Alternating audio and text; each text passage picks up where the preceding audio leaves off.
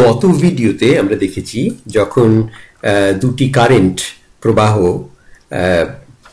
পাশাপাশি বইছে, তারা সমান্তরাল দুটো তার দিয়ে চলেছে এবং তারা যখন যদি একই দিকে থাকে তাহলে একে অন্যের প্রতি তারা আকৃষ্ট হয়। এবারে দেখা যাক যে তাদের প্রবাহ যদি একে অন্যের বিপরীত দিকে হয় তাহলে এই মানে তারা কি করবে, তারা কি আকৃষ্ট হবে না বিকর্ষিত হবে। তো দুটো কারেন্ট আঁকা যাক। এই I1 নিচ থেকে ওপর দিকে বইছে এবং I2 ডান দিকে সেটি ওপর থেকে নিচে দিকে বইছে। তাহলে আমরা I1 কারেন্টের জন্য এই I2 তারটির ওপরে মানে যে তারটি দিয়ে I2 বইছে তার উপরে যে বলটা প্রযোজ্য হবে সেটি হিসেব করা যাক। প্রথমে সেটাকে আমরা বলবো F, মানে ফোর্সটা আর কি, তার যে বল এই I2 অনুভব করবে সেটা হচ্ছে মানে 1 এর জন্যে সেটা হচ্ছে F12 দিয়ে আমরা লিখবো। সেটা মানে কারেন্ট 1 এর জন্য এই কারেন্ট 2 কি বল বোধ করছে সেটা ওই ফর্মুলা থেকে আমরা লিখছি I2 কারেন্ট, যেটা ওই কারেন্ট 2 নম্বর, L2 হচ্ছে এই I2'র যে পরিমাণ তারটিকে আমরা লক্ষ্য রাখছি, যে পরিমাণটি সেটিকে L2 বলছি, L2, আর B1 হচ্ছে চুম্বক ক্ষেত্র এই L2 তে ওই I1 কারেন্টের জন্য, যেটা তাকে আমরা B1 নাম দিচ্ছি। কাজে F12টা হচ্ছে I2 L2 cross B1 vector গুলো আর কি। আচ্ছা, এবং সেগুলোর মান আমরা আমরা ওই ডান হাতের নিয়ম, যেগুলো অ্যাম্পিয়ারের ডান হাতের নিয়ম দিয়ে আমরা বি এর দিকটা জানতে পারছি এবং L2'র দিকটা তো দেওয়াই আছে। কাজেই প্রথমে হচ্ছে আমরা B1 টাকে হিসেব করি। B1 কত? B1 হচ্ছে এই I1 কারেন্টের জন্য μ0 I1, তাকে ভাগ করতে হবে 2 পাই R, যেখানে R হচ্ছে এই দুটো তারের মধ্যেকার দূরত্বটা। তাহলে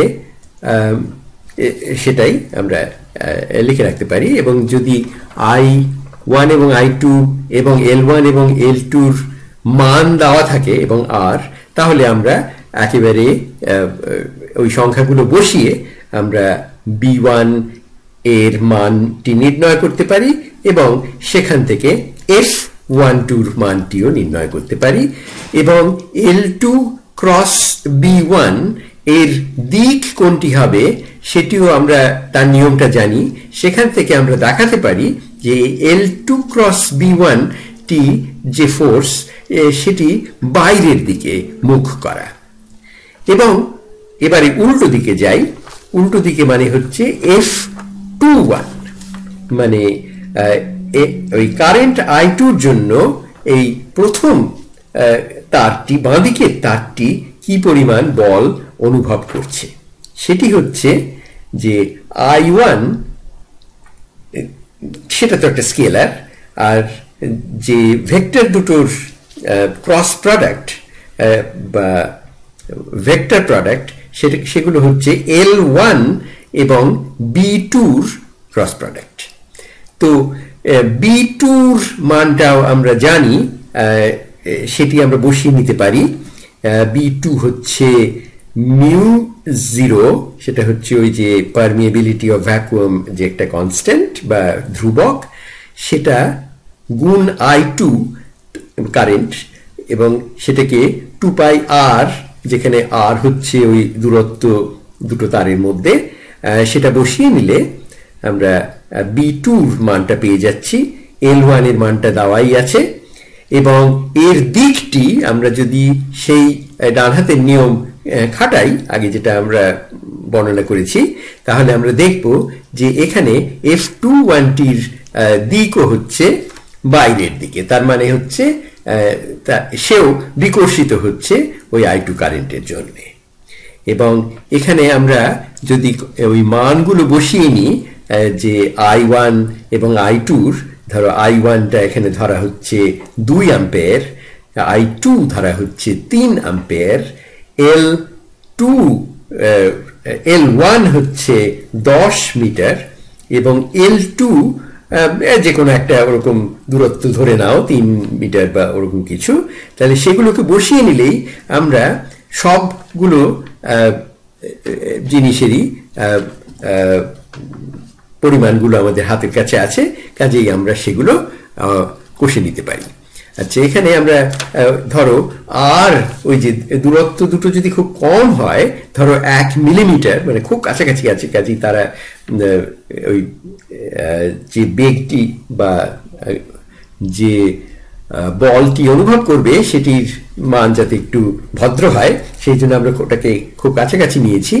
এবারে আমরা এইগুলো বসিয়ে একটা ক্যালকুলেটরের সাহায্যে যদি হিসেব করি, তাহলে আমি দেখতে পাবো যে এই B2 হচ্ছে ওই μ0 I2 কে 2 পাই r, ছোট r যেটা হচ্ছে 1 মিলিমিটার, সেটা যদি বসিয়ে নিই তাহলে দেখবো যে তার মানটি হচ্ছে 6 গুণ 10 এর বিয়োগ 4 সূচক, তত টেসলা। ঠিক একইভাবে B1 এর মানটিও আমরা বের করে নিতে পারি একই উপায়ে। সেটির মান দাঁড়াবে 4 গুণ 10, তার সূচক হচ্ছে বিয়োগ 4 টেসলা, মানে 4 গুণ 10 পাওয়ার বিয়োগ 4 টেসলা। আচ্ছা, এইগুলো এটা থেকে আমি F21 এর মানটি পেয়ে যাচ্ছি। সেটি হচ্ছে কারেন্ট হচ্ছে 2 I1, তাকে গুণ করা হচ্ছে L1 দিয়ে, যেটি হচ্ছে 10 মিটার, এবং তাকে গুণ করা হচ্ছে এই B2 দিয়ে। B2-র মান আমরা আগে দেখেছি 6 গুণ 10 পাওয়ার বিয়োগ 4। তো এগুলো বসিয়ে নিলেই হচ্ছে F21 এর ম্যাগনিটিউড বা পরিমাণটা হচ্ছে 1.2 গুণ 10 পাওয়ার বিয়োগ 2 নিউটন, এবং এটি বাইরের দিকে মুখ করা। এই বিকর্ষণের ফলে, এই বেগের ফলে এটির যে দূরে সরে যাওয়ার যে তড়িৎ গতি, সেটা যদি এই তারটির ভর আমাদের জানা থাকে, তাহলে সেই ভর দিয়ে এই এফটিকে ভাগ করলেই ত্বরণটি পাওয়া যাবে নিউটনের নিয়ম অনুসারে, এবং আমরা দেখব যে সেই তড়িৎ গতি, সেই ত্বরণটা ক্রমে ক্রমে কমে যাচ্ছে, কারণ যত দূরে চলে যাচ্ছে একটা তার অন্যটার থেকে, তাহলে তাদের সেই বিকর্ষণের জোরটাও যাচ্ছে কমে, এবং সেই যে ত্বরণ সেটাও কমে যাবে ক্রমে ক্রমে, এবং কিন্তু তারা একে অন্যের কাছ থেকে সরে যেতে থাকবে। এটাই হচ্ছে এই দুটো কারেন্ট যদি একে অন্যের